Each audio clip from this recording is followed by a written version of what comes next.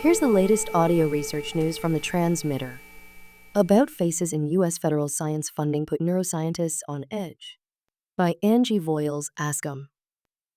Neuroscientists who applied for grants from the U.S. National Institutes of Health, NIH, have faced weeks of confusion, and last week was no exception. On February 4th, several open grant opportunities aimed at boosting diversity appeared to close prematurely and without explanation, following President Donald Trump's executive order that called for the termination of such programs. Online pages for the NIH Blueprint and Brain Initiative Diversity Specialized Predoctoral to Postdoctoral Advancement in Neuroscience, DSPAN Award, and the Ruth L. Kirstein National Research Service Award, NRSA, Individual Predoctoral Fellowship to Promote Diversity in Health-Related Research, for example, stated that they were no longer accepting applications. But yesterday, the pages for both awards again listed their original closing dates of October 6, 2026 and September 7, 2025, respectively. Also last week, 6 neuroscientists who had applied for DSPAN or Diversity NRSA grants told the transmitter they had received notice from Era Commons, the online portal used for NIH grant applications, that their applications were no longer assigned for review. That, too, has been reversed, at least for the NRSA applicants whose review dates have not already passed. On Monday, the review assignments reappeared in Era Commons, according to the applicants and a report by the Chronicle of Higher Education. Diversity NRSA applications submitted in December are set to be reviewed in March for award in July at the earliest. The next application period is in April. At the same time, some students who applied for DSPAN awards late last year and had scheduled reviews canceled last month, including Rob Woodry, a graduate student in Jonathan Winower's lab at New York University, and Christina Ramelow, a graduate student in Shrikant Rangaraju's lab at Emory University, told the transmitter that they are still waiting on a response from their program officers about their application status. The award funds 1 to 2 years of predoctoral research and up to 4 years of postdoctoral work. The next round of applications is due in March.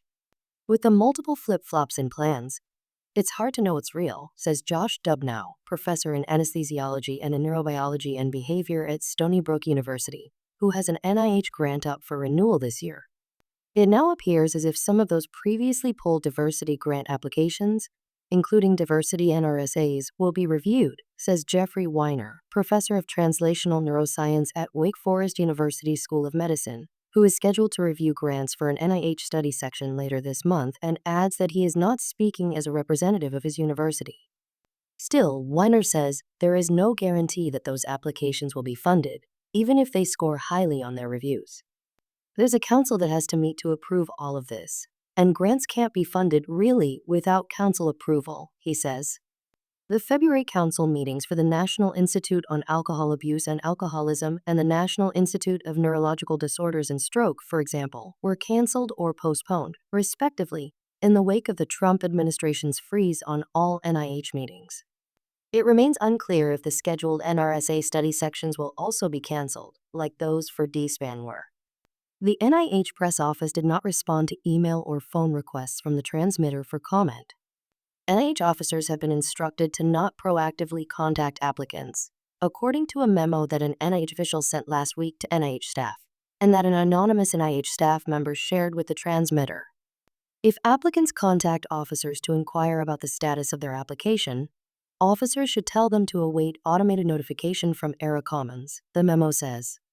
In the meantime, Ramelow, who is also funded through a Diversity NRSA grant, says she is unsure how she will fund some planned experiments for her graduate work if that award is not renewed in June. I worked so hard to collect my samples, she says. What's going to happen to all that work if I can't complete it? The confusion extends even to those neuroscientists who have already been awarded grants. Top of mind for many researchers is the new 15% cap on indirect research costs, such as electricity, heating, and building maintenance, for all new and existing NIH grants, a move that the NIH announced late on Friday. The change is temporarily on hold, though, after a U.S. federal judge blocked the new policy from taking effect on Monday and scheduled a February 21st hearing about the matter. It hasn't impacted our ability to do the science yet, Dubnau says. But I have a grant renewal that's submitted. I don't know how this will impact that. And some previously promised funds have yet to arrive, says Anita Dev-Ineni, assistant professor of biology at Emory University, who applied for a diversity supplement grant to help fund a post-baccalaureate technician in her lab. An NIH program officer notified Dev-Ineni on January 17 that the award had been approved, and on 21 January, an NIH representative said that the award should be dispensed in the next few days, according to emails Dev-Ineni shared with the transmitter. When that did not happen, Dev-Ineni says her institution's grant coordinator followed up, and the NIH representative informed Dev-Ineni's team on January 28 that the program had been paused. Dev-Ineni says she has startup funds that she can fall back on to keep the technician employed, but that will affect other plans for growing her lab, which she opened in 2022. Now funding is a little tighter, she says. I might end up saying no to graduate students this year if things are not looking good. This audio was created using artificial intelligence. Stay up to date with the latest neuroscience news and perspectives at thetransmitter.org. Follow Audio Research News on Spotify, YouTube, or wherever you get your podcasts.